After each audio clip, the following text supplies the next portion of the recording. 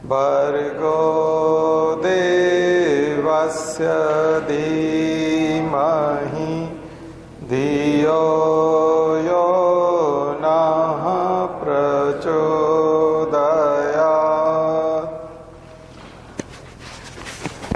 कल हमने तो बात करंट अफेयर्स में की थी, तो एनिमल बायोडाइवर्सिटी वाला वहीं छूटा हुआ है, उसको आगे बढ़ाते हैं। तो कहाँ थे हम लोग उसमें? शायद बर्ड्स किया था, बर्ड्स हो गया था। तो आज मैमल्स वाली बात करते हैं। देखिए, बायोडाइवर्सिटी कोई सी भी हो, चाहे एनिमल की हो चाहे प्लांट की हो, बायोडाइवर्सिटी के मामले में सिलेबस इसलिए बनाया गया है, चाहे वो सिविल सर्विसेज का हो चाहे बायोलॉजिकल साइंसेज का हो, सिलेबस में इसलिए रखा गया है, उसका मुख्य उद्देश्य उपयोगितावाद है, यूटिलिटेरियन। और यदि उपयोगितावाद वाला सिद्धांत देखें तो उसमें आता है इकोनॉमिक इंपॉर्टेंस। कौन कौन से प्लांट्स, कौन कौन से एनिमल्स ह्यूमन के लिए, ह्यूमन सोसाइटी के लिए बेनिफिशियल है या फिर हार्मफुल है। दोनों ही इकोनॉमिक इंपॉर्टेंस है। इकोनॉमिकली हमको फायदा पहुंचाते हैं या फिर नुकसान पहुंचाते हैं, उस आधार पे उसको परीक्षा में प्रश्न बनता है। तो उसका बेस जो है वो इकोनॉमिक इंपॉर्टेंस है। नुकसान कौन क्या करता है, ठीक है ना। तो हम लोग जो है उसको उस आधार पे ज़्यादा याद रखेंगे। वैसे तो हमको, जो लोग प्रकृति की पूजा करते हैं या जीवों की प्रति दया रखते हैं, जीव मात्र के प्रति दया रखेंगे, सभी जीवों के प्रति दया रखनी चाहिए। उस भाव से देखें तो सभी जीव इंपॉर्टेंट है, सारे के सारे। प्लांट भी सब के सब इंपॉर्टेंट है, एनिमल भी सब के सब इंपॉर्टेंट है। लेकिन हम लोगों ने देखा होगा कि एनिमल्स में हम लोग सांप को बड़ा इंपॉर्टेंस देते हैं या फिर गाय को बहुत देते हैं, क्योंकि गाय दूध देती है तो वो बेनिफिशियल बहुत ज़्यादा है, और वो सांप इसलिए हार्मफुल बहुत ज़्यादा है क्योंकि सीधी जान चली जाती है। तो हिंदू धर्म में भी दो चीज़ों की सबसे ज़्यादा पूजा होती है, सांप की और गाय की। तो एक इकोनॉमिक इंपॉर्टेंस बेनिफिशियल वाला, एक हार्मफुल वाला। तो उससे अंदाज़ा लगा सकते हैं आप बायोडाइवर्सिटी की। मेडिसिनल प्लांट के तौर पे तुलसी है तो तुलसी की पूजा होती है। पीपल के बारे में, ऑक्सीजन के बारे में कहा जाता है तो इसलिए पीपल की पूजा होती है। फिर आप ऐसे जो कांटे लग जाते हैं और बहुत चुभ जाते हैं, तो ऐसे बबूल हुआ या फिर कैक्टस हुए, उनको हम सबसे ज़्यादा याद रखते हैं क्योंकि एकदम पीड़ा पहुंचाते हैं वो वाले प्लांट। या फिर जो जहरीला पौधा है या एकदम नशा देता है, गांजा, तो उसको हम लोग याद देते हैं क्योंकि बहुत महंगा होता है। अफीम का पौधा बहुत महंगा होता है, ओपियम। तो उस आधार पर परीक्षा में प्रश्न भी उसी तरीके से बनते हैं। तो आप कहेंगे सर इतनी ज़्यादा बायोडाइवर्सिटी है, इतना सारा क्लासिफिकेशन है, इतने एनिमल्स हैं, तो इनमें से हम कौन कौन सी चीज़ें याद रखें? तो याद रखने वाली 5-6 बातें हैं। एक, पहला तो हमारी पर्सनल लाइफ में जिन एनिमल्स का और प्लांट्स का बहुत इंपॉर्टेंस है, उनको हमको बहुत अच्छे से याद रखना है हमारी पर्सनल लाइफ में। दूसरा, हमारी सोशल लाइफ में जो इम्पोर्टेंस है जिनका, सोसाइटी में, सोसाइटी जिनको मानती है, यानी कि धर्म जिनको मानता है, सोसाइटी को आप धर्म भी लिख सकते हो, धर्म जिनको मानता है वो भी हमको बहुत अच्छे से तैयार करना है। और तीसरा, स्टेट या गवर्नमेंट जिनको प्रोटेक्ट करती है, या फिर national tree, state bird, state animal, national aquatic animal, Gangetic dolphin जैसे हम लोग पढ़ते हैं, जो गंगा डॉल्फिन है उसको नेशनल एक्वेटिक एनिमल बताया हुआ है, वो बहुत इंपॉर्टेंट है। और तीसरा, जिन प्लांट्स और एनिमल्स के लिए कोई न कोई कानून बनाया गया, एक्ट बनाया गया, यानी कि लीगल तरीके से बहुत इंपॉर्टेंट है। जैसे प्रोजेक्ट टाइगर, उनका हंटिंग जो है या पोचिंग करेंगे आप ऐसे एनिमल्स को तो आपको सजा मिलेगी, एक सींग वाला गेंडा या ऐसे। और तीसरा है इन्वायरमेंटल इंपॉर्टेंस, पर्यावरण के लिए वो बहुत इंपॉर्टेंट है। कोई किस स्टोन स्पीशीज है, environmental, educational and research importance, important in research, क्योंकि जो इन्वायरमेंट के लिए इंपॉर्टेंट है वो रिसर्च और एजुकेशन में आ जाएंगे, सिलेबस में आ जाएंगे। ठीक है, तो ये 5-6 तरीके हैं इंपॉर्टेंट निकालने के। तो आज हम मेमेलिया की बात करते हैं और कोशिश करेंगे कि प्लांट्स का भी थोड़ा बहुत कुछ परिचय आपको दिया जाए। तो उस दिन हमने रेप्टाइल्स और बर्ड्स की बात की थी। कल थोड़ा करंट अफेयर्स का दिन था, बीच में बात करना थी लेकिन हम नहीं कर पाए, लेकिन आज मेमेलिया से शुरू करते हैं। मेमल्स की 10 विशेषताएं लिखी है। मेमल्स स्तनधारी जीव जिनको कहते हैं हम लोग, उनकी 10 विशेषताएं, 10 कैरेक्टरिस्टिक्स। ये एक ऐसा ग्रुप है जिसमें एडाप्टिव रेडिएशन बहुत ज़बरदस्त है। एडाप्टिव रेडिएशन का मतलब हैं तो सारे के सारे मेमल्स, बट ये रेडिएट हैं, अलग अलग हैबिटेट में रहते हैं। पेड़ पर भी रहते हैं, हवा में भी उड़ते हैं, बरोइंग भी है, कर्सोरियल भी है। कर्सोरियल मतलब दौड़ने वाले, बिल बनाने वाले। फॉरेस्ट में भी रह लेते हैं, खेतों में भी रह लेते हैं, बगीचे में भी रह लेते हैं, पानी में भी रह लेते हैं, एक्वेटिक भी हैं। तो एक्वेटिक मैमल जैसे कि डॉल्फिन बताया था, या सील, या ड्यूगोंग, या फिर वेल मछली जिसको हम बोलते हैं ब्लू वेल, काफ़ी बड़ी साइज़ होती है, ह्यूज बॉडी। दुनिया के सबसे बड़े साइज़ वाले एनिमल्स में ये आते हैं। फिर दौड़ने वाले भी हैं, धीमे चलने वाले भी हैं। एलिफेंट बहुत धीमा चलता है, बहुत फास्ट। तो सभी तरह के एनिमल्स हैं, सभी हैबिटेट में रहने वाले। तो इसलिए इसको बोलेंगे एडेप्टिव रेडिएशन। एडेप्टिव रेडिएशन, ठीक है। तो मेमल्स की कभी भी क्वेश्चन आएगा तो उसमें एक ये वर्ड जरूर आपसे कहीं ना कहीं पूछा जा सकता है। दूसरा इंपॉर्टेंट, तो हैबिटेट समझ में आ गया। और हैबिटेट के साथ साथ आप इनका फूड भी लिख सकते हो। फूड भी बहुत डाइवर्स है। कोई पत्ते खाता है, तो कोई कार्निवोरस है, कोई सेंग्विवोरस है, कोई ब्लड पे रहता है, कोई जो है सीड खाता है, केवल सीड खाता है, कोई इंसेक्ट खाता है, चींटी, एंटीटर्स, चींटीखोर, चींटी खाते हैं, चींटियों को ही खाते हैं। तो बहुत ही अलग अलग आपको फूड में बहुत डाइवर्सिटी है। हैबिटेट में डाइवर्सिटी है तो फूड में भी बहुत डाइवर्सिटी, ठीक है। फिर इसका नाम जो मेमेलिया पड़ा है वो है कि ओविपेरस होने के बजाय ये विविपेरस है। ओविपेरस होते थे अभी तक बर्ड्स, रेप्टाइल्स, अंडे देते थे। ये बच्चे देने वाले एनिमल है। तो babies, baby laying animals, baby laying animal, बच्चे देने वाले। विविपेरस, ऐसे एनिमल्स को बोलते हैं विविपेरस, VIVIPAROUS, विविपेरस। और चूंकि बच्चे देंगे तो वो विकसित नहीं होंगे, हाफ डेवलप्ड होंगे या बहुत ही कमजोर होंगे, और वो डिपेंड करेंगे मदर के ऊपर। So mammary glands are present, mammary glands. तो ये विशेषता है मैमल्स की, और इसी कारण से उनका नाम मेमेलिया या मैमल्स पड़ा है। सबसे इंपॉर्टेंट कैरेक्टर है hairs, body covered by hairs, body covered by hairs, शरीर बालों से ढका होता है। ये बहुत ही इंपॉर्टेंट, क्योंकि उससे पहले जितने भी एनिमल हैं उनमें हेयर्स नहीं होते, हेयर्स नहीं होते। होम्योथर्मिक, समतापीय जंतु हैं होम्योथर्मिक। होम्योथर्मिक होते हैं इस तरह से, तो उनमें होम्योस्टेसिस बनाने की क्षमता होती है। तो उनका ब्लड जो होता है वो शरीर को गर्म रखता है। तो गर्म रक्त वाले, वार्म ब्लडेड एनिमल बोलते हैं इनको।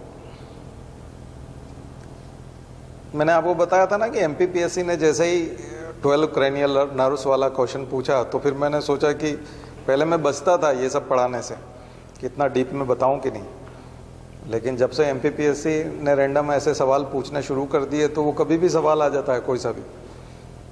तो फिर हम अगर दया करेंगे तो फिर वो आप उत्तर नहीं दे पाओगे, जबकि ये बहुत सिंपल है, इतना भर याद रखना है। लेकिन पूछने लगे हम, UPSC तो पहले से पूछता था, लेकिन यहाँ बहुत सारे बच्चे MPPSC के बैठते थे, तो हमको लगता था कि इनको ज़्यादा कठिन चीज़ें ना बताई जाए, इनको थोड़ा सा स्तर ऊंचा रखा जाए। लेकिन MPPSC वाले को ऊंचा नीचा कुछ समझ में नहीं आता, वो कहीं से भी उसको लगता है कि ये मुझे पूछना है, वो पूछ लेता। तो वो अनजाने में पूछता है, ना समझे में पूछता है। और UPSC वाला जानबूझ करके डीप में से पूछता है, MPPSC वाला को पता नहीं है इसलिए पूछ लेता है। ठीक है, वो ऐसा नहीं कि वो सरल पूछना चाहता है या कठिन पूछना चाहता है, वो तो बस पूछ लेता है। तो इसलिए कई लोग सोचते हैं कि आप MPPSC की तैयारी कराओगे UPSC की, तो वो मसला थोड़ा सा वही अंडा मुर्गी टाइप का है, कुछ कह नहीं सकते उसका। ठीक है, इसलिए आप तैयारी करो, अच्छी तैयारी करो। मैमल्स का एक बार उसने मेंस में पूछ लिया था, क्लासिफिकेशन पूरा का पूरा, वो भी 15 नंबर में पूछ लिया था। तो कैसे करोगे फिर, उसको कर ही नहीं पाएंगे। तो वो आप ये सब 10 लक्षण तो बिल्कुल रटे हुए होना चाहिए। तो बॉडी कवर्ड बाय हेयर्स, इसलिए कई जगह पर आप कहीं पर अगर आप SDM हैं या कुछ है और कोई विचित्र प्राणी निकल के आए और लोग पूजा करने लगे। देखो इंडिया तो बिल्कुल अजीब टाइप का है ना देश, यहाँ तो कभी भी कोई भी समस्या खड़ी हो जाती है। तो अभी देखो वो जादू टोने के पीछे कितने लोग पीछे पड़े हुए हैं और पगलाए हुए हैं भयंकर तरीके से। तो वो बहुत मुश्किल काम है इंडिया को संभालना। ये लॉ एंड ऑर्डर का सिचुएशन पैदा हो जाता है, एडमिनिस्ट्रेशन के लिए बहुत बड़ा सरदर्द है।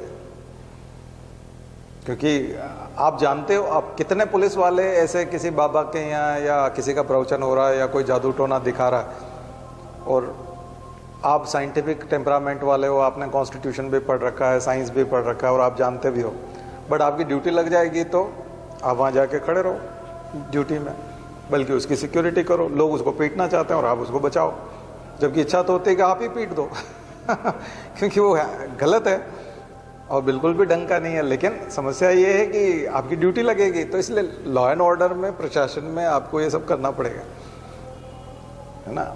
लोग गड़बड़ करेंगे। हमारे यहाँ एक व्यक्ति ने एक पेड़ को कहा ये कल्प वृक्ष है और इसकी पूजा करोगे तो जो मर्जी होगा तुम्हारा जो हो जाएगा। तो लाखों रुपया चढ़ावा आने लगा, लोग ट्रैक्टर भर के गांव से आने लगे, बस भर करके आने लगे। गुजरात से लोग आ गए। गुजरात के लोग बहुत भावनाशील है धर्म के मामले में, इसलिए सबसे ज़्यादा मंदिर गुजरात में मिलेंगे आपको, बहुत मंदिर है। हमारा गायत्री परिवार का भी सबसे ज़्यादा प्रचार वहीं पर है, गुजरात में। गुजरात के लोग आते हैं हरिद्वार में, तो हमने उनको कहा, एक पति पत्नी आए थे, तो अपने प्रॉफिट का 10% हरिद्वार में दान करने के लिए हर साल आते हैं। तो करोड़ों का प्रॉफिट हुआ होगा तो उसका 10% भी करोड़ों में था। तो उन्होंने कहा ये हमको बांटना है। तो उन्होंने लिफाफे बना रखे थे, किसी भी आश्रम के सामने जाकर के सिर्फ आश्रम का नाम लिखना है और फिर वो लिफाफा अंदर देना है। तो हमने कहा ये गायत्री परिवार अच्छा आश्रम है शांति कुंज, और यहीं पे आप सबसे ज़्यादा दे दो, क्योंकि आपको 50% या उससे ज़्यादा या बल्कि 100% यहीं दे के जाना चाहिए। फालतू आश्रमों में क्या जाना है, वहाँ कुछ होता नहीं है, सब आवारागर्दी है, फालतू है। तो वो माने नहीं और 3 दिन तक हर आश्रम में जा करके बांटते रहे और इक्वली डिस्ट्रीब्यूट किया उन्होंने। वहाँ क्या होता है, क्या एक्टिविटीज़ होती है, उससे कोई लेना देना नहीं है। इसका मतलब उनको चंदा देना है। उन्होंने जो भी बोल दिया है कि इतना हमको निकालना है, उतना हमको निकालना है। उसमें कोई आर्ग्यूमेंट नहीं लगेगा, कोई रीजनिंग नहीं है, कुछ नहीं है। आपका सी सेट बिल्कुल खाली ठीक है। तो ये है। अब ऐसे लोग जो है फिर वहाँ कल्प वृक्ष वाला निकलेगा तो गुजरात से पूरी बस भर के आ जाएगी और सब लोग 1-1, 2-2 लाख रुपए वो पेड़ के नीचे चढ़ा देंगे। तो वो जिसने भी वो डिक्लेयर किया था कि ये कल्प वृक्ष है, अब SDM के लिए बड़ा सरदर्द हो गया भीड़ को कंट्रोल करना, क्योंकि रोज 25 पुलिस वाले तो वहाँ लग रहे थे भीड़ के उसमें। फिर खाना वाना होने लगा, फिर टेंट लग गए, तो ट्रैफिक कंट्रोल करना भी बड़ी समस्या हो गई। और धीरे धीरे लोग पत्थर और ईंट लाने लगे, तो वहाँ तो मंदिर निर्माण और वो सब भी शुरू होने वाला था। तो उस पूरे को संभालने के लिए फिर पूरा एक्सपर्ट की कमेटी बनी थी, उसमें मैं भी था। और फिर हम लोगों ने कहा कि ये जो प्लांट है इसका नाम फलाना बॉटनिकल नेम है, ये इस टाइप का है, और ये ऐसे प्लांट बहुत सारे हैं, अगर ये कल्पवृक्ष होता तो, और इसको कभी भी कल्पवृक्ष इतिहास में कभी नहीं कहा गया। ऐसा सर्टिफिकेट दिया, एसडीएम ने उस सर्टिफिकेट के आधार पे वहाँ पर बैन लगाया, लाठीचार्ज किया, लोगों को भगाया, उसको गिरफ्तार किया अंधविश्वास फैलाने के चक्कर में, और ये सब किया। तो ये सब बहुत ज़रूरी है। तो आप अभी आपके सामने कोई ऐसा एनिमल होगा और उसी को कोई भगवान का अवतार बता देगा कि ये मत्स्य अवतार है फलाना है, ये आप कहोगे नहीं ये रेप्टाइल है, ये मैमल है। पर कहोगे कैसे? कैरेक्टर पता होंगे तो कहोगे ना, ठीक है। फिर एक्सपर्ट की कमेटी बिठाओगे तो उसमें 3-4 दिन लग जाएंगे। उसके बजाय तो आपको समझ में आना चाहिए ताकि एक्सपर्ट भी आपके साथ चीटिंग ना कर सके। नहीं तो एक्सपर्ट भी कभी मिले हुए हों तो उससे बात समझ में आई ना। तो आपको खुद को समझ में आना चाहिए, क्योंकि एडमिनिस्ट्रेशन में रोज नए चैलेंज आएंगे। इसीलिए तो इतने सारे सब्जेक्ट पढ़ाए जाते हैं आपको। इतने सब्जेक्ट का नॉलेज सिविल सर्विसेज के लिए क्यों जरूरी है? क्योंकि सीधा पब्लिक डीलिंग में आपको वहीं स्पॉट पे फैसला करना होता है, एकदम स्पॉन्टेनियसली करना पड़ता है। टाइम नहीं है आपके पास पढ़ने जाने का, तो आपको खुद को समझ में आना चाहिए ये है क्या। तो हेयर्स होना बोलते हैं। हेटेरोडोंट, दांत अलग अलग होते हैं मैमल्स में। हेटेरोडोंट, मैमल्स के दांत अलग अलग आकार प्रकार के होते हैं, दोनों प्रकार के होते हैं। डाइफायोडोंट भी होते हैं, पॉलीफायोडोंट भी होते हैं। हेटेरोडोंट का मतलब incisor, canine, premolar, molars, so different size and shape के दांत। टीथ का स्ट्रक्चर अलग अलग होता है ना। तो बेस्ड ऑन फंक्शंस अलग अलग कार्य को करते हैं। कोई काटता है, फूड को काटता है, कोई मेस्टिकेशन में काम आता है, तो उसको बोलेंगे हेटेरोडोंट। जबकि फिश में जाकर के देखेंगे, फ्रॉग में देखेंगे, तो वहाँ एक ही जैसे दांत थे, तीखे तीखे दांत, एक जैसे दांत, सारे दांत एक ही। होमोडोंट, वो जो दांत थे वो होमोडोंट, बट यहाँ पर हेटेरोडोंट। डाइफायोडोंट का मतलब होता है 2 बार आने वाले, जिंदगी में 2 बार आते हैं। मनुष्य के दांत 2 बार आते हैं। मिल्क टीथ होते हैं हमारे बचपन में, दूध के दांत, और बाद में परमानेंट टीथ आता है, ठीक है। तो 2 बार आते हैं। लेकिन कुछ रोडेंट्स हैं उनमें पॉलीफायोडोंट होता है।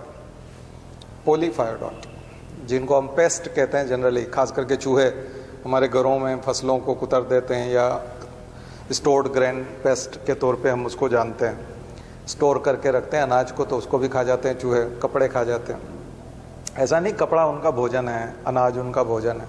उनको कुछ न कुछ काटना है, लकड़ी भी काटेंगे, कभी भी किसी भी चीज़ को काटने की कोशिश करते हैं, क्योंकि उनके दांत जो है वो पॉलीफायोडोंट है, रात दिन बढ़ते रहते हैं। तो गिलहरी, खरगोश, चूहा, ये सब कुतरते रहते हैं, कुतरने वाले प्राणी, रोडेंट्स। तो रोडेंट्स इसलिए वो कुतरते रहते हैं क्योंकि उनके दांत को उनको घिसना पड़ता है, डेली घिसना पड़ता है। अगर वो नहीं घिसेंगे तो उनकी डेथ हो जाएगी। तो इसलिए वो पॉलीफायोडोंट, याद रखिएगा। तो हेटेरोडोंट, डाइफायोडोंट, मोनोफायोडोंट। मोनोफायोडोंट मतलब जीवन में 1 बार दांत आना, डाई मतलब 2 बार, और पोली मतलब बार बार आना, रात दिन बढ़ते ही रहना। इसलिए इनकी नेचुरल डेथ होती है तो उसमें उनका मुंह खुला मिलेगा आपको। गिलहरी अगर ऐसे ही किसी ने जहर नहीं डाला और चूहा मरा हुआ है तो बूढ़ा हो जाता है, तो फिर वो घिस नहीं पाता है, तो फिर उसकी डेथ हो जाती है, क्योंकि दोनों दांत बढ़ते बढ़ते इतना बढ़ जाते हैं कि मुंह उसका खुला ही रह जाता है। फिर वो कुछ भी खाने लायक, तो भूख के कारण फिर उसकी मौत हो जाती है। तो उनकी डेथ भी इसी वजह से होती है, दांत के बढ़ने की वजह से, ठीक है ना। तो ये परीक्षा में पूछ सकते हैं कहीं पे भी, पॉलीफायोडोंट कौन होते हैं, निम्न में से कौन सा है। ऐसे ही मनुष्य में कैसा होता है, तो हेटेरोडोंट होता है एंड डाइफायोडोंट होता है। अलग अलग प्रकार के दांत होते हैं। और वो तो कुछ इंपॉर्टेंट एनिमल्स हैं, उनके दंत सूत्र भी आप लिख सकते हो। डेंटल फार्मूला जा करके देखिए, इंपॉर्टेंट एनिमल मैं बता देता हूँ डेंटल फार्मूला के हिसाब से। एक कार्निवोर का लिख लीजिए, डॉग फैमिली से डॉग का लिख लीजिए। एक डेंटल फार्मूला केट का, cat, dog, rabbit, monkey and human, ये 5 लिख लीजिए, परीक्षा में बैठ जाएगा इसमें से। हो जाएगा। बाकी का हाथी का बहुत इंपॉर्टेंट है क्योंकि उसका एक टस्क है, जो इंसिजर होता है उसका, वो इंसिजर टस्क के रूप में बाहर आ जाता है। हाथी दांत, वो जो दिखाने का दांत जो होता है, खाने के तो अंदर होते हैं, वो वाला टस्क, इंसिजर, अपर इंसिजर मॉडिफाइड इनटू टस्क। तो टस्क इंपॉर्टेंट, तो उसको आप नोट कर लीजिएगा, उसमें वो बताएगा। हाथी का कर लीजिए, एक कैमल का कर लीजिए, एक हॉर्स का कर लीजिए, एक गाय का भी कर लीजिए। तो इतना डेंटल फार्मूला भी कर लेंगे तो परीक्षा में कभी भी पूछेगा तो सॉल्व कर पाएंगे। इतने में तो हो जाएगा, इससे ज़्यादा नहीं। ठीक है,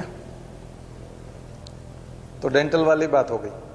नेक्स्ट, अब आइए मैमल्स की और विशेषता, सर्कुलेटरी सिस्टम में चलते हैं। 4 चेम्बर्ड हार्ट है, हार्ट 4 चेम्बर्ड है। क्लोज्ड ब्लड वेस्कुलर सिस्टम है, यानी आर्टरीज और वेंस होती हैं।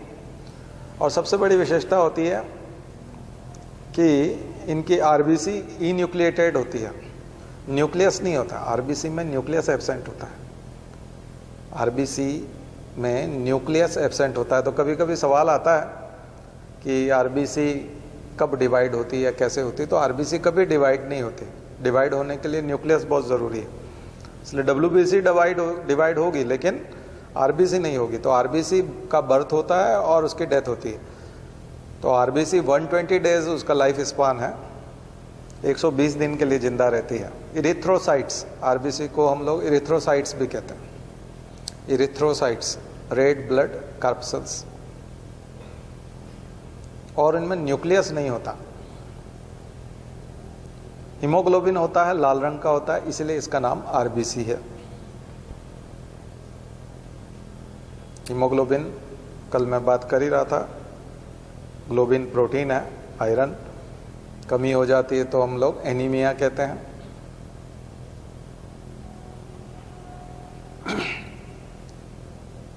और ग्लूटामिक एसिड की जगह उसमें वेलिन अमीनो एसिड आ जाता है तो सिकल सेल एनीमिया बोलते हैं। 6th नंबर का जो एमिनो एसिड है वो ग्लूटामिक एसिड होता है, उसकी जगह पर अगर वेलिन हो जाता है तो उसको हम लोग बोलते हैं सिकल सेल एनीमिया, क्योंकि आरबीसी सिकल शेप्ड हो जाती है। सिकल यानी कि हसिया, हसिया होता है ना काटने वाला, वो दराती या हसिया जिसको बोलते हैं, वो वैसा हो जाता है। तो सेल का शेप जो है वैसा हो जाता है। ये मध्य प्रदेश में भी सिकल सेल एनीमिया के कैंप लगते हैं और वो सब होता है, तो काफ़ी सवाल आते हैं। ठीक है, पेशेंट बहुत कम है उसके, लेकिन अफ्रीका में ज़्यादा है, अफ्रीका में कॉमन है। और उसका एक फ़ायदा भी है उन लोगों को, क्योंकि उससे मलेरिया नहीं होता। जिन लोगों में सिकल सेल एनीमिया होता है उनमें मलेरिया नहीं होता, क्योंकि प्लाज्मोडियम नहीं घुस पाता आरबीसी में, मलेरिया पैरासाइट। तो ये सब सवाल हैं परीक्षा के जो मैं बता रहा हूँ। तो मेमल्स पढ़ाते पढ़ाते हम लोग थोड़ा सा उधर चले गए फिजियोलॉजी में। ठीक है, लेकिन ई न्यूक्लिएटेड, आरबीसी ई न्यूक्लिएटेड होती है। ये बहुत इंपॉर्टेंट कैरेक्टर है केमल को छोड़कर। कभी कभी ये सवाल आता है परीक्षा, केमल में जो है न्यूक्लियस होता है। 7 सर्वाइकल वर्टिब्रा, ग्रीवा कशेरुक जिनको बोलते हैं, गर्दन में जो वर्टिब्रा होते हैं वो 7 होते हैं। जनरली सामान्यतः 7 वर्टिब्रा होते हैं मैमल्स में। मेटानेफ्रिक किडनी होती है, वेल डेवलप्ड किडनी होती है। यूरिया का उत्सर्जन होता है मैमल्स में। यूरियोटेलिक उत्सर्जन करने में ये यूरियोटेलिक होते हैं, यूरिया। आंखों में जाएंगे तो कार्पोरा क्वाड्रिजेमिना होता है। Corpora quadrigemina means 4 optic lobe होते हैं, 4 ऑप्टिक लोब्स, 4 ऑप्टिक लोब्स। दृष्टिपिंड जो होते हैं वो 4 होते हैं। बहुत विकसित होती हैं आंखें, आंखें बहुत विकसित होती हैं। रॉड्स और कोन्स दोनों होते हैं। Rods for light and dark, light और डार्क को पहचानने के लिए रॉड्स होते हैं, और कलर डिफरेंशिएशन के लिए कोन्स होते हैं, CONES, शंकु। कलर डिफरेंशिएशन के लिए कोन्स होते हैं, शंकु। ये भी सवाल आता है परीक्षा में, कोन्स और रॉड्स का, खास करके ह्यूमन में। ये सवाल हम लोगों के लिए बहुत इंपॉर्टेंट होता है और बहुत कॉमन है। देखो, आपके एमपीपीएससी के सिलेबस में लिखा हुआ है कि एक ग्रेजुएट से जो अपेक्षा की जाती है साइंस की, कि एक ग्रेजुएट आदमी को साइंस का क्या क्या महसूस होना चाहिए। तो हमको दिन भर में क्या क्या महसूस हो, जैसे वो पूछता है ना कि अगर आप बस से उतर रहे हो तो आगे की तरफ दौड़ते हुए क्यों उतरते हो, एकदम सीधे क्यों नहीं उतर जाते, आप गिर पड़ोगे। तो जिस तरफ बस गति कर रही है आप उधर ही कूदते हो, उधर ही दौड़ते भी हो, थोड़ी देर दौड़ भी लगाते हैं हम आगे तक जिधर बस जा रही है, तो उससे हमारा बैलेंस हो जाता है। तारे क्यों टिमटिमाते हैं, ये बहुत जनरल क्वेश्चंस दिए हुए हैं, सभी ने दिए हुए। उसी में एक सवाल और ये भी आता है कि अगर हम धूप में से एकदम अंधेरे में लौटते हैं तो हमको छाया में दिखता नहीं, एकदम अंधेरा रहता है, थोड़ी देर बाद दिखता है, थोड़ी देर बाद दिखता है। तो ये क्या कारण है कि थोड़ी देर बाद दिखता है और एकदम धूप में आने से नहीं दिखता?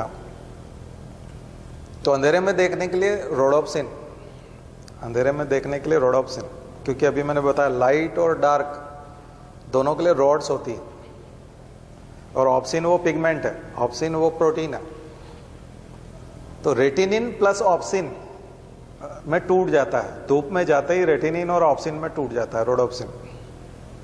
जैसे ही हम धूप में जाते हैं रेटिनिन और ऑप्सिन में टूट जाता है, क्योंकि लाइट बहुत होती है, वो अंधेरे में देखने के लिए है।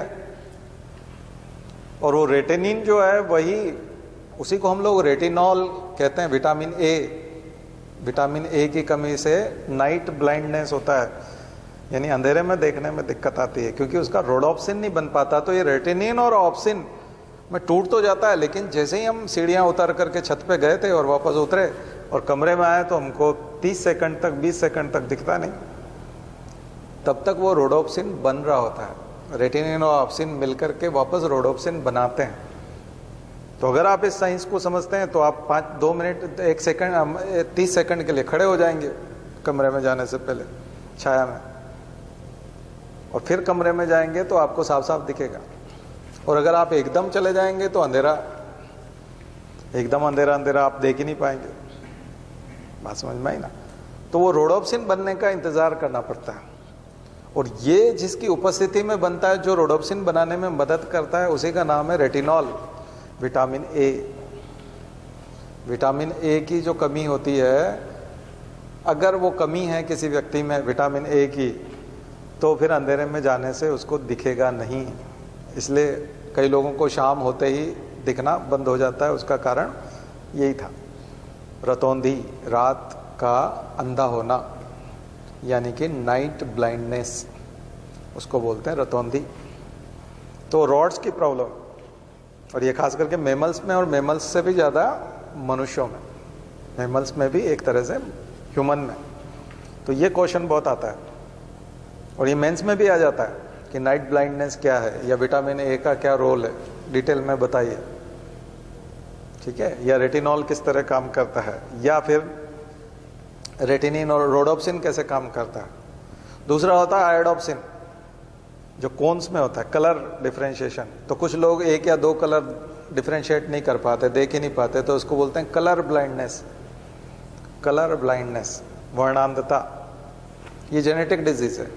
कलर ब्लाइंडनेस के जीन्स होते हैं, और अगर वो जीन पिता में नहीं है या माँ में नहीं है तो बच्चों में भी नहीं होने की संभावना बन जाती है, खास करके 50% बच्चों में। तो उसका फार्मूला कभी मेंडल का जेनेटिक्स बताएंगे तब आपको समझ में आएगा, ठीक है, वो अलग विषय हो जाएगा, अभी हम उसमें डिटेल में जाए। फिजियोलॉजी में तो मैं ले ही आ रहा हूँ आपको, लेकिन अगर हम जेनेटिक्स में भी जाएंगे तो बहुत डीप में हो जाएगा, ठीक है। यही सब चीज़ तो मेडिकल साइंस में लोग मेडिकल कॉलेज में पढ़ते हैं, यही सब पढ़ते हैं, और पूरी ज़िंदगी फिर आपका इलाज करते हैं, और कोई अलग थोड़ी होता है। बस इसी का बस थोड़ा सा डिटेल है।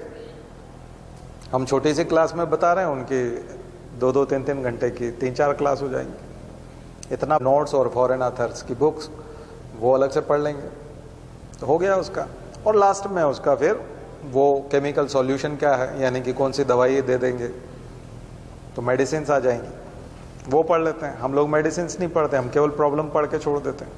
अगर हम इन सब की मेडिसिन भी देखने लग जाएं या फिर उस तरह से क्योर की बात करने लग जाएं, डायग्नोसिस की, या फिर पैथोलॉजी में किस प्रकार का टेस्ट कराना चाहिए, वो हो जाएगा। बाकी बायोटेक्नोलॉजी के लेवल पे तो वो भी नहीं जाते, और फार्मास्यूटिकल में भी वो उतना डीप में नहीं जाते कि दवाई बनाने का प्रोसेस क्या है, या फिर बायोटेक्नोलॉजी में रिसेंट स्टडीज़ क्या है। ये तो फिर कोई स्पेशलाइजेशन करेगा, आई स्पेशलिस्ट होगा, ऑप्थेल्मोलॉजिस्ट, तो वो फिर करेगा, अदरवाइज तो वो भी नहीं करते। तो हम लोग ग्रेजुएट होने के नाते जो हम रोज़मर्रा की ज़िंदगी में देखते हैं वो साइंस तो हमको क्लियर होना ही चाहिए। यही आपका सिलेबस है, उसने लिख दिया, पर उसकी कोई सीमा नहीं है, उसका कोई फ्लेवर नहीं है, टेस्ट नहीं है। जैसे किसी का भी पेट भरने के लिए या उसके लिए टेस्ट का कोई पैमाना नहीं। पेट भरने का तो हो सकता है कि एक थाली दे देंगे, 4 रोटी दे देंगे, दाल चावल, लेकिन वो दाल चावल का स्टैंडर्ड क्या होगा और रोटी का स्टैंडर्ड क्या होगा और सब्जी का क्या होगा। तो इसलिए तो सैनिकों के लिए और कई बार पुलिस में या कई सार्वजनिक जगहों पर सरकार जब खाना बनवाती है तो बोलते हैं केवल दाल का पानी पानी है, दाल नहीं है उसमें, या ऐसी शिकायतें आती ना, वो इसी वजह से है। तो उसमें क्वालिटी नहीं रहती। ठीक वैसा ही यहाँ पर है, पर आपको पेपर में जो है वो कुछ भी पूछ सकता है। ये सब सवाल आपने देखे होंगे, विटामिन के सवाल खूब आते हैं जनरल साइंस में, है ना, जनरल साइंस का पार्ट है, तो इसको समझिएगा। फिर सोर्स क्या क्या है विटामिन ए के, तो वो सारे सोर्स भी आपको तैयार करने होंगे, नहीं तो फिर वो भविष्य में नाइट ब्लाइंडनेस होने की संभावना बढ़ जाती है, इसलिए बहुत इंपॉर्टेंट है। और वैसे मेंटल हेल्थ के लिए, रिप्रोडक्टिव हेल्थ के लिए और जनरल हेल्थ के लिए बहुत ज़रूरी है विटामिन ए। चलिए, तो थोड़ा सा हम कैरेक्टरिस्टिक्स से हट गए और उधर चले गए, क्योंकि मुझे एकदम रॉड्स और कोन्स दिख गया तो बताने लायक था, है ना। तो ये मैकेनिज्म हो गया विज़न का कि दिखता कैसे, उसका पूरा मैकेनिज्म ही हो गया, आपको समझ में आ गया।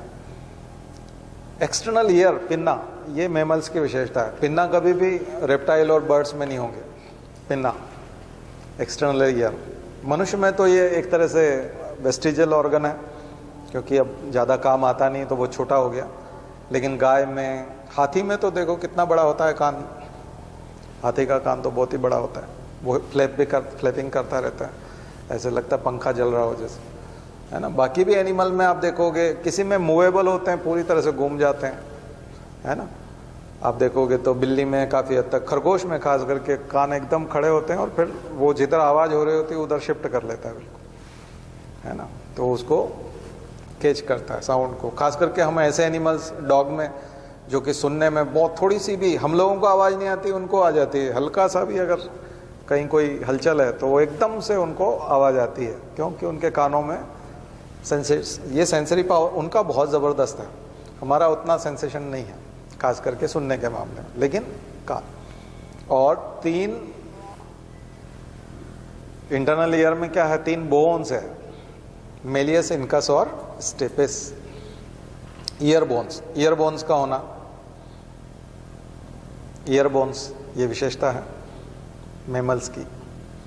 इतनी सुविधा ईयर बोन्स वाली और कहीं नहीं। शरीर की सबसे छोटी हड्डी पूछते हैं परीक्षा में, स्टेपिस, वो भी यही है कान में।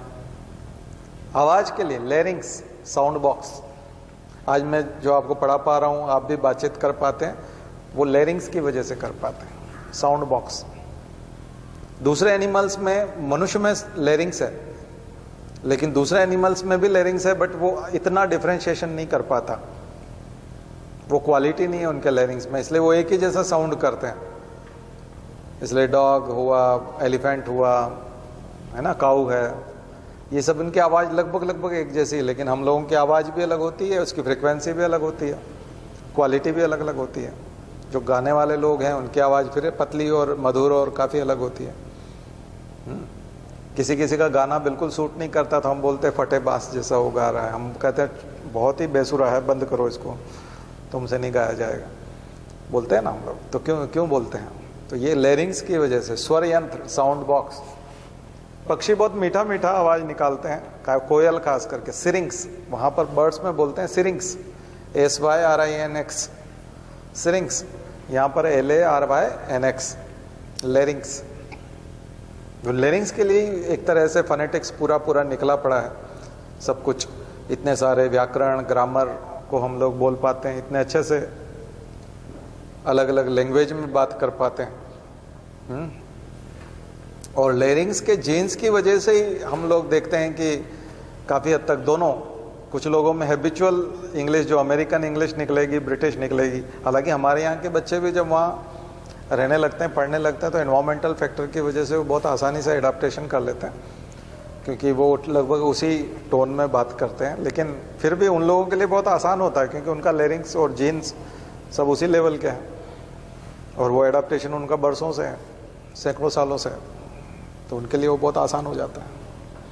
ठीक है, तो ये फोनेटिक्स में चला जाएगा।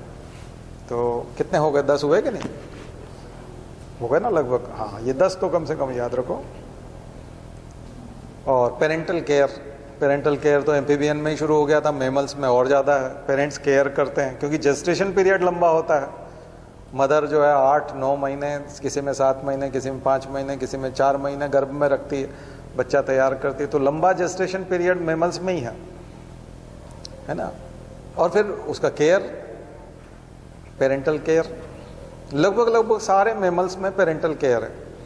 मैमल्स में सभी के सभी मैमल्स जो है अपने बच्चों का ख्याल रखते हैं, जब तक कि वो आत्मनिर्भर नहीं हो जाते, सेल्फ डिपेंड नहीं हो जाते, तब तक उसका ख्याल रखते हैं। तो ये मैमल्स की विशेषता है। एम्फीबियन में भी हो जाता है, लेकिन एम्फीबियन में इमोशन वाला पार्ट उतना नहीं। हमारा और मैमल्स का, दूसरे मैमल्स का, केवल हमारा फ्रंटल लोब थोड़ा बड़ा है, बाकी पूरा सब कुछ मैमल्स। डॉग में भी लगभग उतने ही इमोशंस हैं, कैट में भी उतने ही इमोशंस हैं, काऊ में भी उतने ही हैं, और गॉट में भी है। तो जो बकरा बकरी खाते रहते हैं, तो अगर आप देखेंगे तो उनमें काफ़ी इमोशंस हैं। उनको पता चलता है कि आप उनको काटने वाले हो। तो एक जॉब तो मेरा इसी वजह से, मैंने इतने सारे रिज़ाइन दिए, उसमें एक जॉब तो इसी वजह से रिज़ाइन दिया मैंने, कि उस दिन मुझे अच्छा नहीं लग रहा था, क्योंकि मैं जिस जगह पर बस का इंतज़ार कर रहा था, मतलब कोई आने वाले थे, उनका वेट कर रहा था, जिस जगह पे मैं खड़ा था, तो वो कसाई की दुकान थी।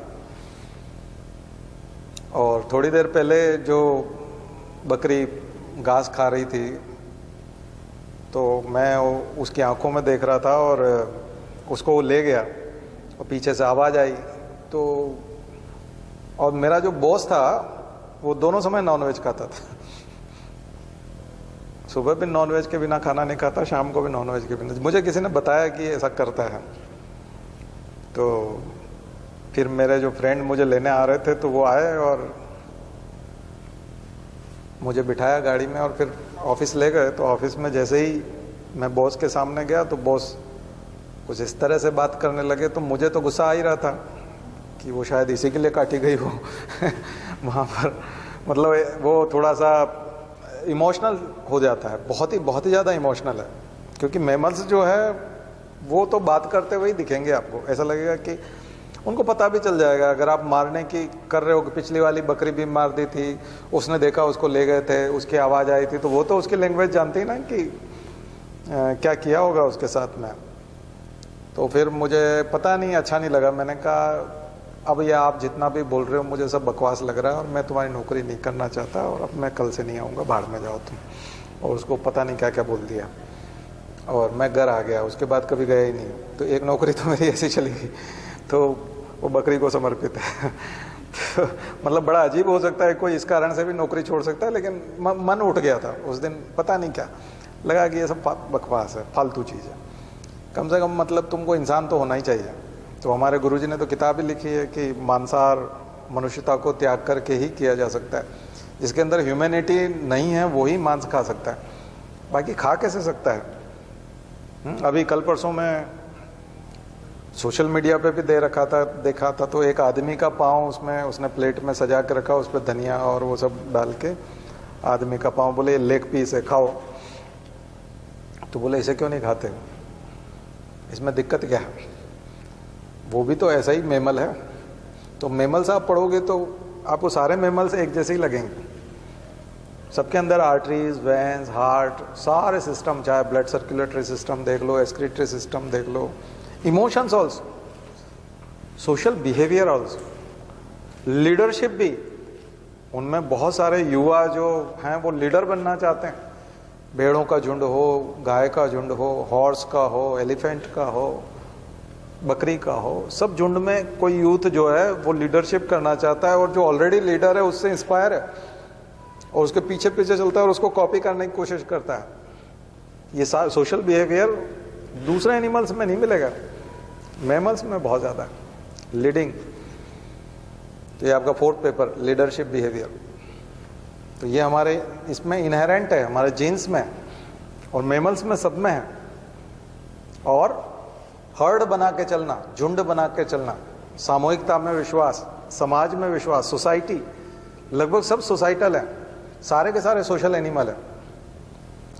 जो मैमल्स हैं वो सोशल होते हैं, झुंड बना के रहते हैं, परिवार बना के रखते हैं, एक दूसरे का केयर करते हैं। इसलिए मूवी देखो, जंगल बुक देखा है ना आपने, जंगल बुक रुडयार्ड किपलिंग का, उसमें तो बच्चा ह्यूमन वाला जो रामू नहीं, उसमें तो मोगली रहता है, तो वो पूरा उसमें रहता है, वो रहता है और एनिमल से बात करता है, वो उसको पालते हैं, उसको सिखाते हैं। तो उससे ज़्यादा बढ़िया मूवी तो कोई भी जो है जानवरों से बात करती हुई, और सारे मैमल्स हैं वहाँ, देख रहे हो ना आप, शेर खान से लेके सब मैमल है, कोई कार्निवोर है, कोई कैसा है, कोई कैसा है, कोई कैसा है, ठीक है।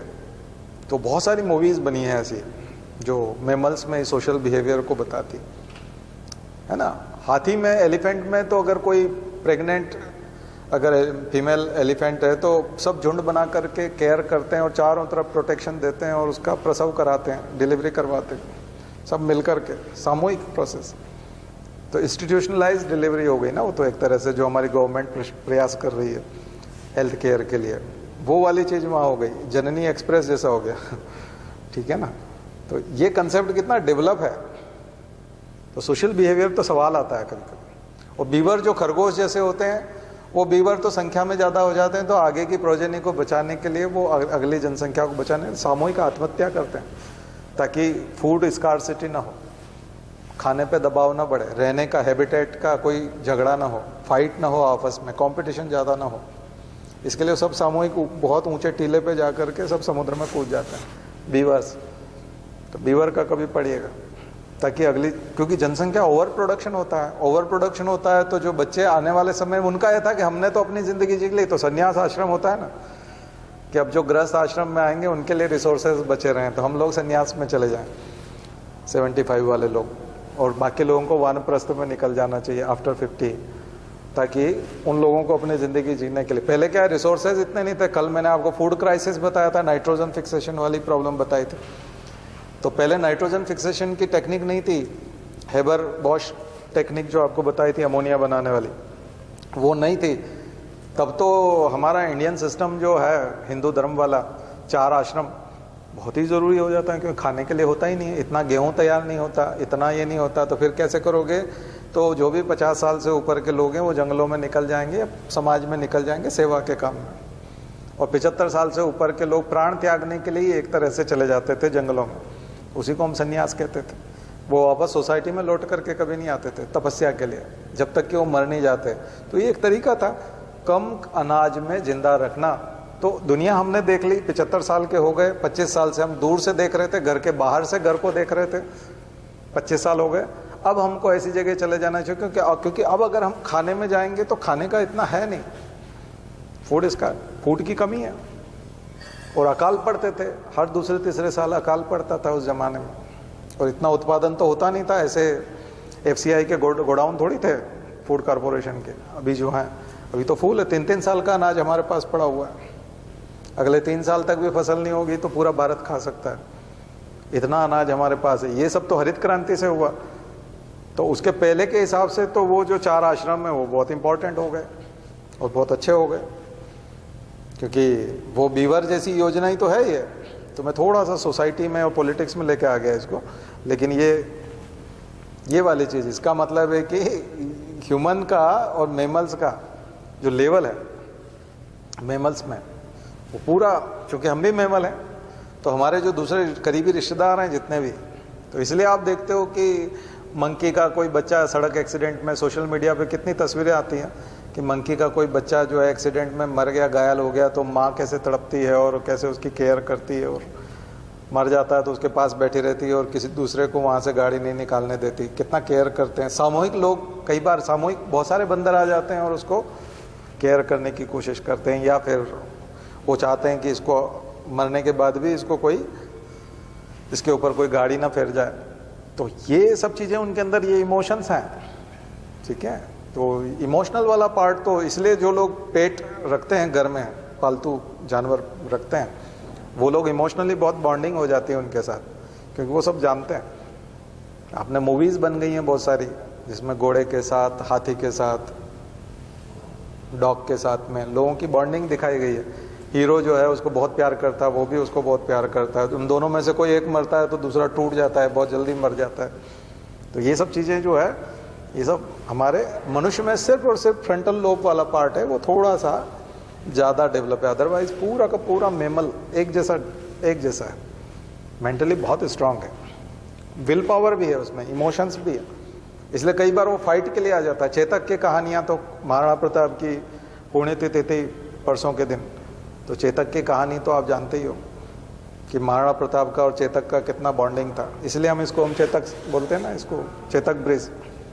और पूरा महाराणा प्रताप नगर और ये चेतक ब्रिज उनकी गोद में, महाराणा प्रताप की गोद में ही प्राण त्यागे थे चेतक ने, ठीक है। तो ये वही चीज़ तो है, हम उसी में बैठ करके तो बात कर रहे हैं। जबकि ये घटना जो है ये उदयपुर की है, हल्दीघाटी की है, लेकिन मध्य प्रदेश कितना दूर है, और भोपाल में उसको जो है हम कमेमोरेट करते हैं, ठीक है ना।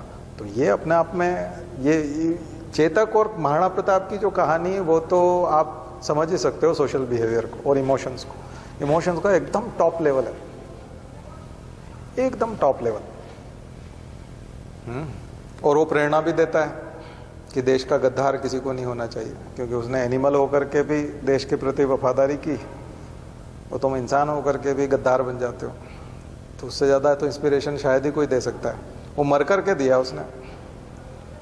तो मेमल्स जिसको हम पढ़ रहे हैं वो हमारे बहुत नज़दीक हैं। मैंने थोड़ा टॉपिक को बहुत इमोशनल बना दिया साइंटिफिक से, तो थोड़ा मेटाफिजिक्स हो गया है ठीक है, लेकिन ज़रूरी, इसी को डीप इकोलॉजी कहते हैं। जब इकोलॉजी में या इस तरह के कनेक्शंस में और इसमें, तो इसको हम लोग बोलते हैं डीप इकोलॉजी। थोड़ा थोड़ा अध्यात्म, स्पिरिचुअलिज्म आ जाता है, लेकिन ये ज़रूरी है, ठीक है ना। सेंसिटिव होना बहुत ज़रूरी है, क्योंकि सेंसिटिव नहीं है इसीलिए तो टेररिज्म है, इसीलिए तो क्लाइमेट चेंज है, इसीलिए तो ग्लोबल वार्मिंग हो रही है, क्योंकि हम लोगों को पता ही नहीं है। सस्टेनेबल डेवलपमेंट का कंसेप्ट यहीं से निकल करके आया है, सेंसिटिव। अगली पीढ़ी के लिए क्या बचेगा, अगली पीढ़ी के लिए हम कौन सी पृथ्वी छोड़ के जाएंगे। हमने जो रिसोर्सेज यूज़ किए, क्या इतना रिसोर्सेज का यूज़ अगली पीढ़ी कर पाएगी? फिर उसने क्या बिगाड़ा था आपका? उसको भी हक है पूरा जिंदा रहने का, साफ हवा का, साफ पानी का, और 60-70 साल 80 साल वो भी ज़िंदगी जीना चाहते हैं, बट आपने इस लायक छोड़ा ही नहीं। आप कहीं खाना खाने जाएं और भी कुछ लोगों को खाना खाना, और आप वहाँ सब गड़बड़ कर दें, रोटी इधर उधर फेंक दें, सब्जी को भी फैला दें, अनाप शनाप चीज़ें फेंक दें, तो अगले वालों के लिए तो कुछ बचेगा ही नहीं, तो भूखे रहेंगे। इसी को बोलते हैं सस्टेनेबल डेवलपमेंट।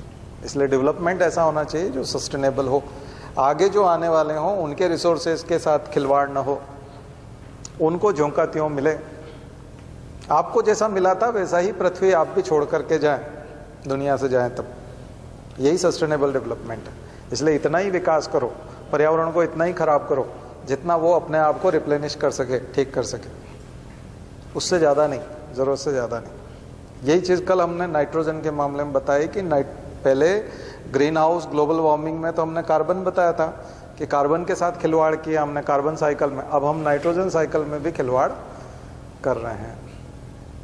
तो वो जो अतिरिक्त नाइट्रोजन है वो नुकसान करेगी, बायोडाइवर्सिटी लॉस, सबसे ज़्यादा नुकसान होगा, बायोडाइवर्सिटी लॉस होगा। और एनिमल में आपको डिसाइड करना नहीं है कि ये एनिमल्स जो इतने इकोसिस्टम में हैं, इनमें से इनको हम खा जाएंगे तो संतुलन हो जाएगा। प्रकृति अपना संतुलन खुद करेगी, आपको संतुलन नहीं करना है। कई लोग बोलते हैं अगर हम बकरी नहीं खाएंगे तो इतनी सारी बकरियां हो जाएगी, आप संभाल नहीं पाओगे। हमने कहा बहुत बड़ी दया की, कृपा की आपने, बकरियां कम कर दी। तो अजीब टाइप का तर्क देते हैं। फिर बोलना ये भी बहुत हो रहा है, तो चाइना वाले तो सब खा जाते हैं, इसीलिए तो किसी को भी नहीं बढ़ने देते वो ठीक है, उनके यहाँ वो तभी तो सूप पी गए थे ना उसका, चमगादड़ का, तो उससे कोरोना आ गया। कोरोना वही तो लेके आए, ज़ोनोटिक डिजीज़। जब आप हैबिटेट में जाओगे हैबिटेट डिस्ट्रक्शन करोगे तो वो आपके बीच आएंगे या आप उनके बीच में जाओगे, तो उनकी बीमारियां आपके पास आएंगी। अननोन स्पीशीज को खाना, तो मेमल्स की अननोन स्पीशीज को खा जाते हैं बहुत सारे लोग। मेमल्स क्या होता है, रेप्टाइल्स भी खा जाते हैं, चींटियां भी खा जाते हैं, तो आर्थ्रोपोड भी खा जाते हैं, इन्वर्टिब्रेट भी खूब खाते हैं। सी फूड का बहुत चलन है। सी फूड पूरी दुनिया में, सी फूड जो है ख़त्म कर दिया चाइना ने। उसकी बोट्स पूरी दुनिया में जाती है, हार्वेस्ट कर रही है।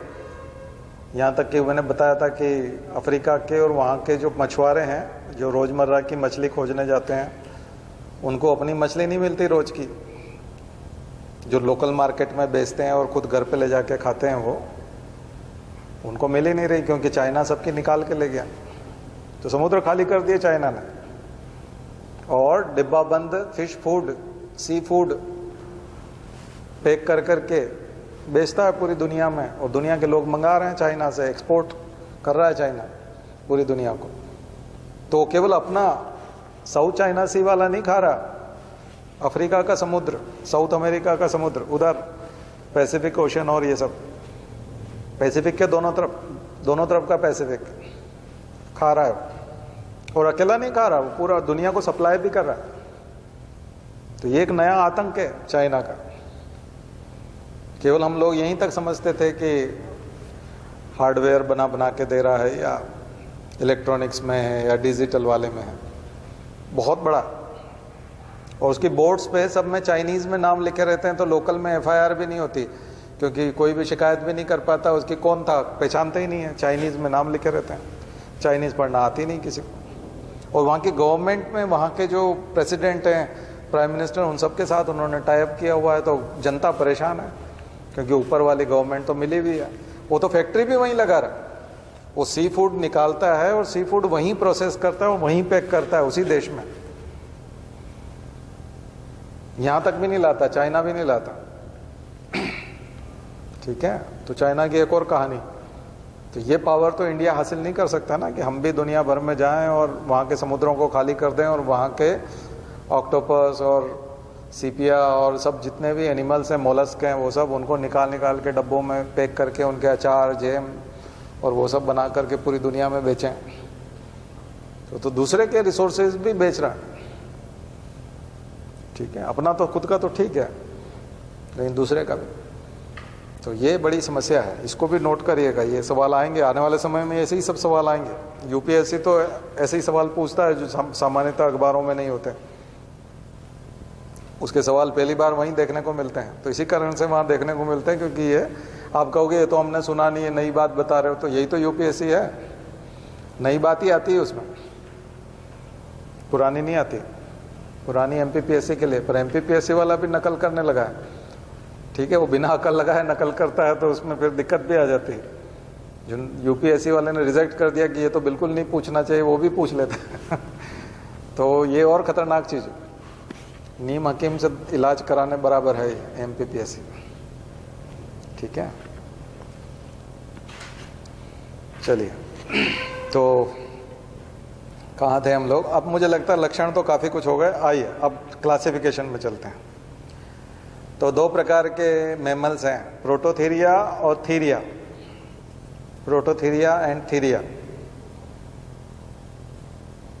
सो mammals again we can divide it into two parts, prototheria and theria. Theria again divided into two parts, metatheria and eutheria. Metatheria and eutheria. ये जो प्रोटोथीरिया अभी आपको बताया है, ये प्रोटोथीरियंस जो हैं, इनका एग्जाम्पल है duck billed platypus. Duck billed platypus prototherians. ये duck billed platypus, echidna, American anteater है इकिडना, ये इसके एग्जाम्पल है। ये ओवीपेरस होते हैं, प्रोटोथीरिया जो होते हैं ये ओवीपेरस, अंडे देने वाले, यानी अभी इनमें बच्चों की शुरुआत नहीं हुई है। तो ये कनेक्टिंग लिंक है between reptiles and mammals. Mammals का विकास रेप्टाइल से हुआ है, जैसे बर्ड्स का विकास रेप्टाइल से हुआ, वैसे ही मेमल्स भी रेप्टाइल से बने। तो बाइफाइलेक्टिक ओरिजिन बोलते हैं इसको, डाइफाइलेक्टिक बाइफाइलेक्टिक, क्योंकि रेप्टाइल से बर्ड्स भी होता है, रेप्टाइल से मेमल्स भी होता है। तो ये जितनी भी बातें मैं यहाँ बोल रहा हूँ और आप नोट कर रहे हो, ये सब जाकर के गूगल में जाकर के इमेजेस में जाकर के देखिए, चार्ट भी मिल जाएंगे, फोटो भी मिल जाएंगे, डिस्क्रिप्शन भी आ जाएगा, ठीक है। तो फिर पक्का हो जाएगा आपका, थोड़ा सा 3-4 घंटे लगेंगे लेकिन पक्का हो जाएगा हमेशा के लिए, क्योंकि ऑडियो विजुअल के साथ हम लोग नहीं चल रहे, तो कम से कम आप थोड़ा सा वो कर लीजिए। तो प्रोटोथीरियंस जो होते हैं, इनकी विशेषता है कि ये मेमल्स होते हुए भी अंडे देते हैं। तो कभी कभी ये सवाल आ जाता है कि ऐसे स्तनी का नाम बताइए, ऐसे मेमल्स का नाम बताइए जो अंडे देते हैं। तो वो ये हैं, डक बिल्ड प्लेटिपस या प्रोटोथीरियंस। बाकी इनमें अधिकांश कैरेक्टर मेमल्स जैसे हैं, जैसे body covered by hairs, body पे हेयर्स आ गए, हेटेरोडोंट हो गया, या इस टाइप की बहुत सारी चीज़ें हैं जिनकी वजह से इसको हम मेमल्स कहते हैं। लेकिन अभी भी इनमें रेप्टिलियन कैरेक्टर है, ठीक है। दूसरा है मार्सुपियल्स। मेटाथीरिया जो है वो है मार्सुपियल्स, मार्सुपियम होता है, कंगारू इसका एग्जाम्पल है। कंगारू, कंगारू में ना तो अंडे देते हैं ना बच्चे देते हैं। वो क्या करते हैं, उनके पेट के ऊपर एक थैली होती है जिसका नाम है मार्सुपियम। वो जो पाउच होता है, वो पाउच बेबी पाउच होता है, वो बेबी पाउच के अंदर अंडे देते हैं और ऐसे बच्चे देते हैं जो डेवलप नहीं हुए। तो अंदर ही मेमोरी ग्लैंड्स भी होते हैं, तो बच्चे अंदर ही दूध पीते हैं और बड़े होते हैं। तो हाफ डेवलप्ड बेबीज, बहुत ही कम विकसित शिशु होता है, बहुत ही कम विकास होता है, इसलिए वो थैली में पलता है। और जब बड़े हो जाते हैं बच्चे तो कूद करके बाहर आ जाते हैं, और कभी कभी कोई शत्रु आ जाता है तुरंत कूद करके वापस थैली में चले जाते हैं। तो इसलिए कंगारू की जिंदगी आपने देखी होगी, वो अपने बच्चे को लेके दौड़ता है कंगारू, ठीक है। कभी कभी खेलने के लिए वो बाहर भी गया तो वापस अंदर आ जाता है सोने के लिए, क्योंकि माँ की थैली में ही रहता है। तो उसको बोलते हैं मार्सुपियलिया। ये वो वाले मेमल्स हैं। तो ये यहाँ थोड़ा सा हो गया, अंडे देने से बच्चे आए, लेकिन बच्चे पूरी तरह विकसित नहीं है। लेकिन यूथीरिया वास्तविक मेमल्स हैं। यूथीरिया जो लिखा है वो एक्चुअल मेमल्स, यू का मतलब होता है एक्चुअल, ईयू, ईयू लिखा है ना, ईयू, EUTHERIA, यूथीरिया, ई से शुरू होता है, EU, ई साइलेंट है एक तरह से, यूथीरिया। तो उसका मतलब, EU का मतलब होता है वास्तविक, actual, true mammals. True mammals means वाकई में बच्चे देते हैं, जेस्टेशन पीरियड होता है और बच्चे ही होते हैं, वो सारे इसमें आते हैं। अब इसके ग्रुप लिख लीजिए, ऑर्डर्स, छोटे छोटे ऑर्डर्स हैं बहुत सारे। उनमें सबसे इंपॉर्टेंट है रोडेंशिया, रोडेंशिया जिसमें रोडेंट आते हैं, रेट, माउस,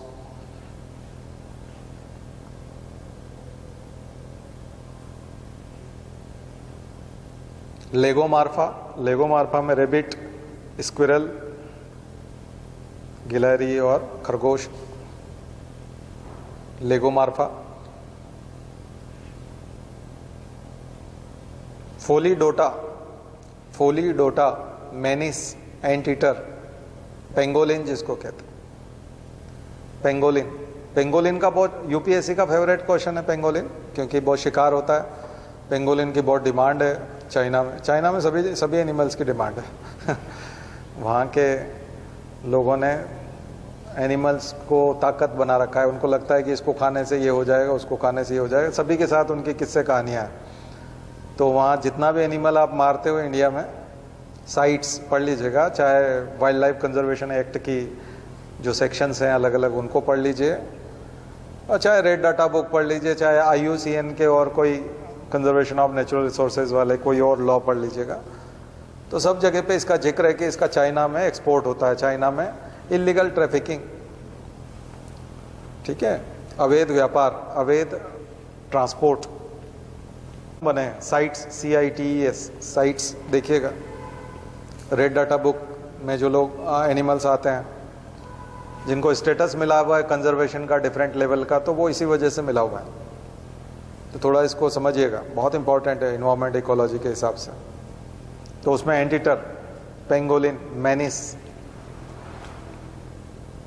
ट्यूबुली डेंटेटा, ट्यूबुली डेंटेटा भी एंट ईटर है। ट्यूबुली डेंटेटा, इडेंटेटा,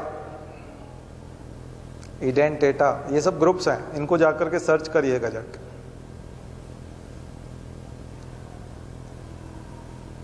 कार्निवोरा बहुत बड़ा ग्रुप है, कार्निवोरा। कार्निवोरा में दोनों तरह के आते हैं, फेलिस और Canis. Felis cat family, Canis dog family. Lion और ये सब भी चले जाते हैं कैट फैमिली में, टाइगर। और भेड़िया, वोल्फ और डॉग फैमिली में जाते हैं वो सब। फिर आएगा प्रोबोसीडिया, हाथी वाला। प्रोबोसिस होता है, सूंड को बोलते हैं प्रोबोसिस, प्रोबोसीडिया, प्रोबोसीडिया। एलिफेंट। फिर आएगा आर्टियोडेक्टाइला, आर्टियोडेक्टाइला।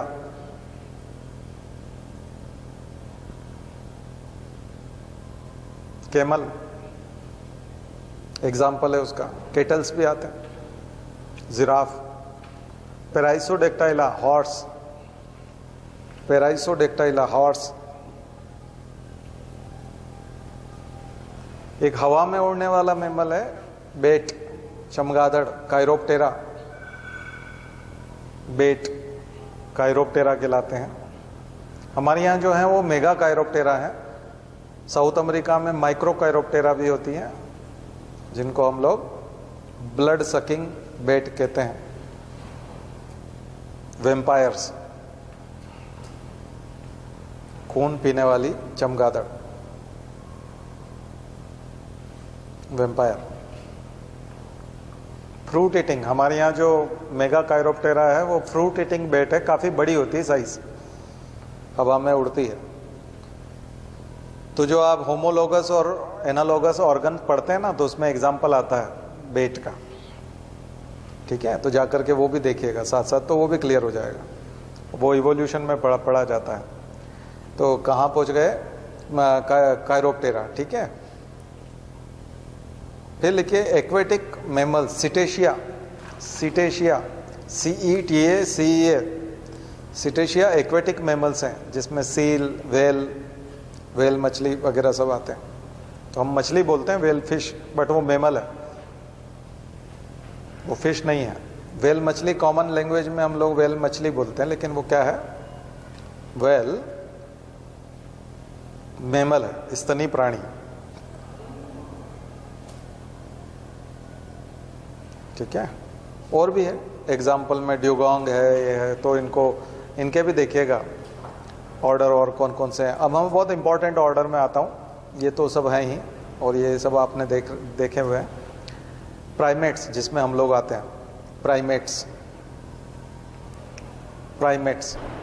प्राइमेट्स में बहुत चूहे जैसे, छोटे छोटे खरगोश जैसे, लीमर, लॉरिस, ऐसे एनिमल से लेकर टार्सियर, लीमर, लॉरिस, टार्सियर, यहां से लेकर के मंकीज तक, old world monkey and new world monkeys. Old world उसको कहा जाता है जो हमें पहले से पता था, कोलंबस से पहले, यानी जिसे हम पहले से जानते थे। Old world monkeys. अफ्रीका बहुत पहले से जानते थे लोग। यूरोप के लोगों ने ही सबसे पहले जानना शुरू किया, ऐसा मान्यता है। वैसे तो भारत भी था पहले से लेकिन ऐसा बोलते हैं ना कि उन्होंने खोजा मतलब उनको पहली बार पता चला कि हम भी हैं। पहले वो अपने आप को ही मानते थे कि हम ही हैं बस। तो उनको पता चला, वहाँ से ज्ञान की शुरुआत मानी जाती है। क्योंकि किताबें उन्होंने पहली बार छापी तो अपने हिसाब से लिखा उन्होंने, ठीक है। पहले से ही थे हम तो। अमेरिका भी पहले से था, कोलंबस से पहले भी अमेरिका था। लोग तो रहते ही थे, पर उनको सभ्य नहीं माना जाता था, जंगली माना जाता था। तो वो उसको नेशनल पार्क की तरह ही मानते हैं। दूसरे एनिमल होते हैं, उससे ज़्यादा इंसान को तवज्जो नहीं दी जाती है।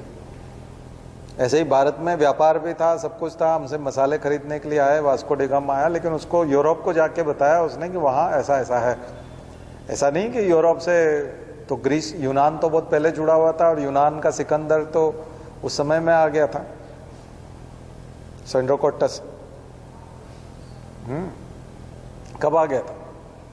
चाणक्य के समय में, चंद्रगुप्त मौर्य के समय में आ गया था, मौर्य साम्राज्य के समय में। तो ऐसा नहीं कि वास्को डी गामा से ही 1498 से ही बात बनेगी, ठीक है। वो तो हम बिफोर क्राइस्ट, ईसा मसीह खुद पैदा नहीं हुए थे, उससे पहले की बात है, 300 साल पहले की बात है। बट यह है कि सबसे पहले डॉक्यूमेंटेशन किसने किया, आधुनिक किताबें किसने छापी, है ना, उसी को वो रेनेसां बोलते हैं, उसी को रिवॉल्यूशन बोलते हैं, साइंटिफिक रिवॉल्यूशन, इंडस्ट्रियल रिवॉल्यूशन सब। तो उनके लिए तो दुनिया ही अभी बनी है, तो ज़्यादा इतिहास है। और अमेरिका के लिए तो 200 साल का इतिहास है, 200। अमेरिका तो बना ही बाद में, उनके यहाँ तो कुछ भी नहीं है पुराना कुछ, तो पुराना दिखाने के लिए भी कुछ नहीं है उनके पास। तो यूरोप में तो फिर भी 2000 साल का कुछ मिल जाएगा, 2500 साल का, लेकिन 2.5 का तो वहाँ पे भी नहीं है। अब हमारे यहाँ तो हजारों सालों से कम में तो बात ही नहीं होती है, इंडिया में सैकड़ों सालों से तो बात ही शुरू होती है। यूरोप में हाईएस्ट अगर पुराना कुछ है तो वो 180 साल का है, 190 साल का है, उससे ज़्यादा तो कुछ है ही नहीं, खास करके यूरोप में नहीं, अमेरिका में, नॉर्थ अमेरिका में। और साउथ अमेरिका में भी कबीले थे, ट्राइब्स थी, स्पेनिश गए, पोर्तुगीज गए, फ्रेंच गए और ब्रिटिश गए, चारों ताकतों ने जा करके तो अपनी अपनी कॉलोनीज बना रखा था। तो ये जो आप टीवी पे जो क्रिश्चियनिटी देखते हो ना, कि क्रिश्चियन लोग भी जो है वो जादू दिखा रहे हैं, टोना दिखा रहे हैं, और महिलाएं कूद रही है और भाग रही, भूत प्रेत, ये सब वो वाले कंट्रीज हैं जो ट्राइब्स वाले थे, और वहाँ जाकर के उन्होंने धर्म परिवर्तन किया। बाकी जो यूरोप है और अमेरिका है वो तो एनलाइटेंड है, और वो क्रिश्चियन है, वो इन लफड़ों में कभी नहीं पड़ते। इसलिए कभी भी आप सूट बूट कोट वाले और ऐसे टोनी ब्लेयर टाइप के या कैमरून टाइप के या इस टाइप के जो लोग हैं, जो ब्रिटेन के प्रधानमंत्री हों, अमेरिका के राष्ट्रपति, ऐसे लोगों को ऐसी हरकतें कभी करते हुए कभी नहीं देखोगे। तो फिर ये लोग कौन लोग ऐसी हरकतें कर रहे हैं, जिन्होंने आदिवासियों में जाकर के धर्मांतरण करके ईसाई बना दिए। तो वहाँ के पादरी भी वैसे ही हैं, वहाँ के फादर भी वैसे ही हैं, और वो लोग भी अनपढ़ हैं, तो उनका साइंटिफिक टेम्परामेंट का कोई लेना देना नहीं है। तो वो लोग अभी भी, भारत की जो गरीब जनता जो ऐसे कार्यक्रमों में जाती है, जादू टोनों वालों में, हमारी भी वही वाली जनता है, ट्राइबल टाइप की। BA MA करने से ट्राइबल ही रहता है आदमी, कुछ नहीं होता है इससे। वो तो आपको फिर ये कॉन्स्टिट्यूशन और ये सब बहुत अलग से पढ़ना पड़ते हैं। तो सिविल सर्विसेज की तैयारी में बहुत सारे तो IAS IPS भी ऐसे ही हैं। मैंने बताया नहीं, वो ताबीज बनाते थे मौलाना मसूद अजहर से, जेल में से, जो आतंकवादी ने संसद पे हमला किया, जिस आतंकवादी ने लाल किला पे हमला किया और जिसने मुंबई पे अटैक करवाया, मौलाना मसूद अजहर पाकिस्तान में बैठा हुआ है, और वो अटल बिहारी वाजपेयी की सरकार के समय में ही छोड़ के आए थे। विमान अपहरण कांड हुआ था तो उन्होंने डिमांड की थी 3 आतंकवादी हमको दे दो, अपना फ्लाइट ले जाओ, और काबुल छोड़ के आए थे आतंकवादियों को, तालिबानियों के पास। वो तीनों आतंकवादी तबाही मचाई उन्होंने बाद में। तो वो मौलाना मसूद अजहर जब जम्मू कश्मीर के जेल में बंद था तो IAS IPS उससे ताबीज बनवाते थे, अपने पत्नी बच्चों को ले जाते थे प्रणाम करवाने के लिए उस आतंकवादी का। और जब वो छूट करके यहाँ से छूटा कैसे, वो भोपाल में घूमा वो 1 साल तक स्कूटर पे। हम जब नौकरी में थे तब हमको यहाँ CD VD पकड़ने, उसके CD बिक रही थी यहीं पे पुराने भोपाल। तो हम वो चुपके से, जो ठेले वाला जो CD लगा था, पहले CD की दुकान होती थी, आपने शायद ना देखी हो, आप छोटे रहे होंगे तब। तो एक ठेले वाला जो है मूवीज़ की, गाने की CD बेचता था, उसी में उसके प्रवचन होते थे, तकरीर बोलते हैं मुसलमान उसको। तो उस आतंकवादी की जो भाषण होते थे, बहुत जहरीले भाषण देता था वो भारत के खिलाफ। यहाँ भोपाल में स्कूटर से खूब घुमा, 1 साल रहा कम से कम। और यहाँ पढ़ के चले गए।